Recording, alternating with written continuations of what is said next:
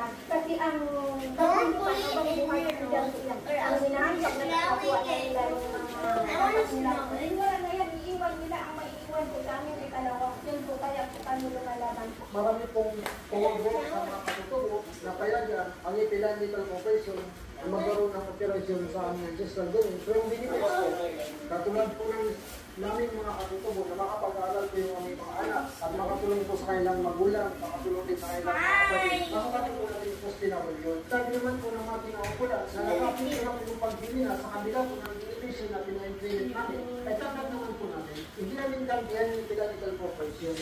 Hiningan namin ng pahayag ang minahang nag-ooperate sa Brooks Point. Tumanggi silang magpa-interview sa halip. Bigay sila ng pahayag. Ang INC ay sumusunod ng mahigpit sa mga batas at regulasyon ng Pilipinas, kabilang ang Philippine Mining Act at mga regulasyon ng PNR, MGP at iba pang ahensya. Ang Imperial Nickel Corporation ay may mahalagang kontribusyon sa pagbalad ng Brooks Point, Palawan sa pamamagitan ng paglikha ng trabaho. Kinikilala rin ng INC ang karapatan ng mga katutubo sa kanilang lupain. Mahalagang ginagawa ng lupa sa lugar na natural na mayaman sa latigay kasama ng mga epekto ng climate change tulad ng madalas na